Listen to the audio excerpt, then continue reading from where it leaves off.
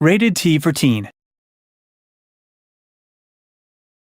A day at the races for the Strange Brigade. Hello, you are joining the Strange Brigade as they drop into a scene from the campaign, which we're using for our E3 demo this year.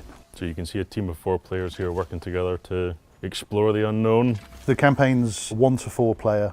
It's got some competitive elements in it as well, as you'll see as we go through the playthrough here. Oh, opening up a chest, getting some treasure. So you collect gold throughout the game, which you can use to unlock weapons later on. So you can increase the size of your arsenal of weapons that are available to you.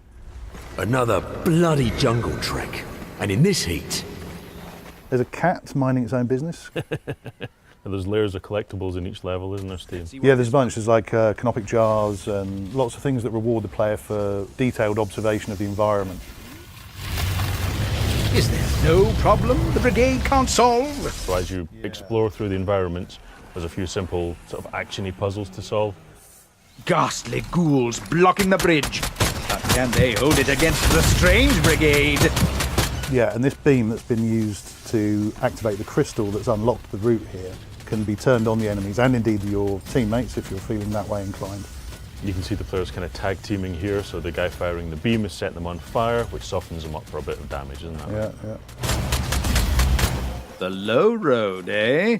Let's hope the old grey matter is up to it. You can see that we've split into 2 groups here. One group's taking the high path, the other group's taking the low path. One of them's a little bit more puzzly, one of them's a bit more fighty. Blades of glory! I can think of a few good uses for these razor-sharp rotaries.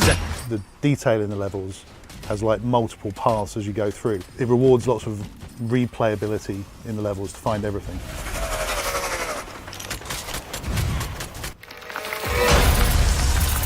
Nelson's ghost! Aye. What a convincing scream, Steve. Yeah, it's terrifying. I have seen it like several hundred times, and yet, you know, It fits well. still gets me. The tone, the enemies, all fits the sort of 1930s serial adventure, rompy adventure that the characters are on. The whole setting and theme of the game is based on these 1930s, 40s adventure serial matinee movies. So it's all deliberately kind of tongue-in-cheek and hokey. It's got a lot of sort of charm and fun. The emphasis is very much on not taking itself too seriously.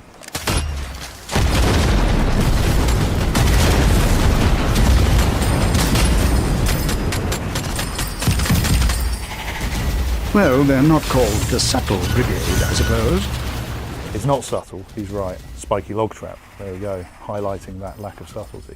One of the hidden puzzles here, so you've had to go off the beaten track a little bit to find this one. There's loads of different puzzle doors like this throughout the levels. Behind it, you'll find a relic, and by collecting sets of those relics, you can unlock more amulet powers. As we continue on, you'll start to see those amulet powers coming into play a little bit more. Cracked it.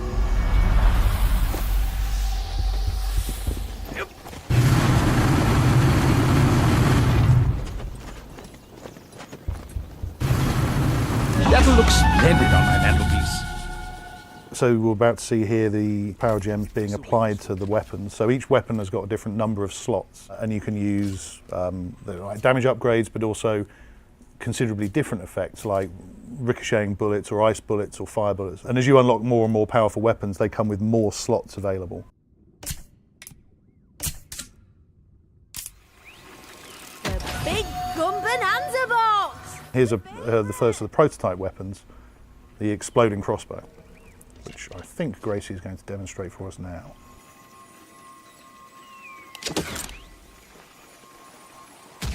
Super.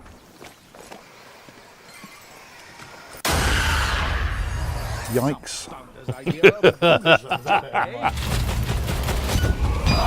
See what's right. You see a couple of amulet attacks here. So there was a 6-shooter with powerful bullets.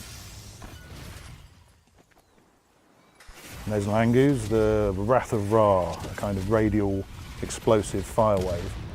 So solving one of the many puzzles in the game here as well. So this is kind of operating cooperatively. One person standing on a footplate to open the door, the other having to thread their way across a maze following the clues that are laid out in the room. So the more complicated puzzles are off the beaten track, aren't they? So if you want to play the game as a straight co-op shooter, you can do. If you want to explore the environments and find unlockables, give you cool new treasures. You can play that way as well. What we're hoping to see is people repeatedly playing these levels and discovering whole new areas that they've missed the first time round. And here's a Nexus. So this is one of the systems where you're undermining Sateki's grasp over the environment by smashing these crystals. Kill them all!